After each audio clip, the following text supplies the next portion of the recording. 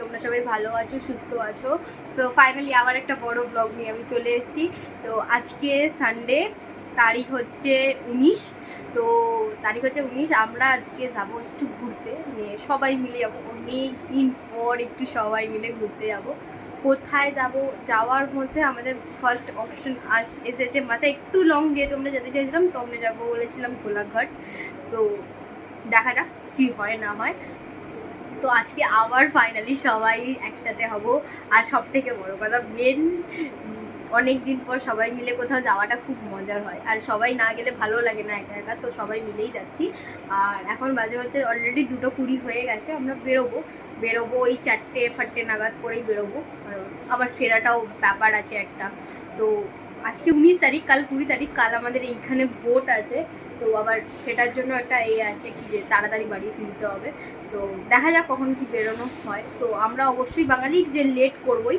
তো এখন যাবো হচ্ছে ভাত খেতে, দেন লাঞ্চ টাঞ্চ সেরে দেন একটু রেস্ট নেবো, রেস্ট নিয়ে রেডি হবো।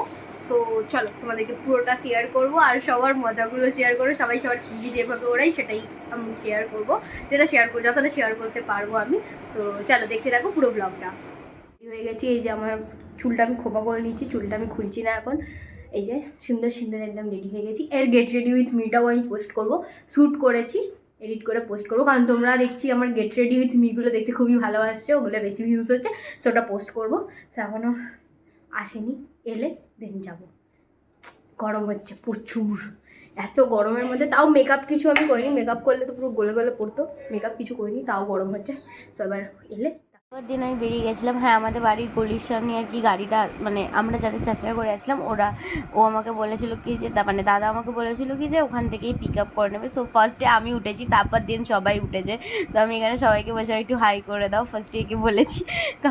মানে সত্যি কথা বলছি, এদের সাথে থাকলে আমার এত মন ভালো হয়ে যায়, কী বলবো, মানে খারাপ মনও অনেক ভালো হয়ে যায়। সবাই মিলে অনেক দিন পর একটু কোথাও বেরোলাম, আর খুব খুব খুব মজা করেছি আমরা। মানে যে মজাটা একটা অত্যাধিক কি বলবো, আনন্দদায়ক।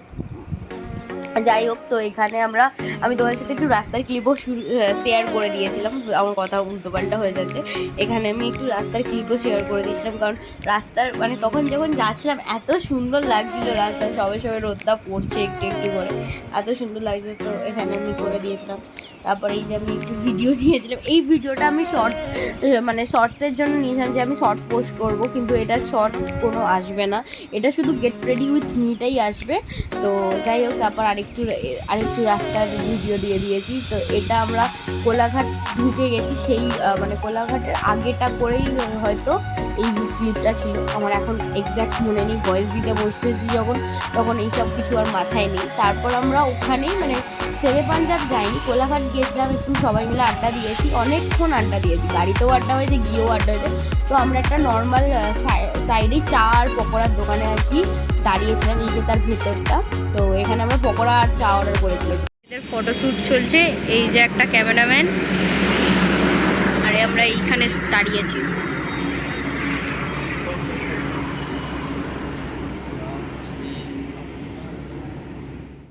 এই যে আমাদের চায়ের সাথে ছিল পকোড়া, দুটোই খুব দুর্ধর্ষ খেতে ছিল। তারপর আমরা ওইখান থেকে আমরা বেরিয়ে গিয়েছিলাম একটু রূপনারায়ণের, মানে ওখানে রূপনারায়ণ নদীর পার যেটা আর কি, সেখানে। তারপর আস্তে আস্তে করে সন্ধ্যেবেলা আর কি বাড়ি ফিরছিলাম। এই যে বাড়ি ফেরার পথে শেরে পাঞ্জাবের একটা ভিডিও নিয়েছিলাম, সেটাও এখানে অ্যাড করে দিয়েছি ক্লিপে।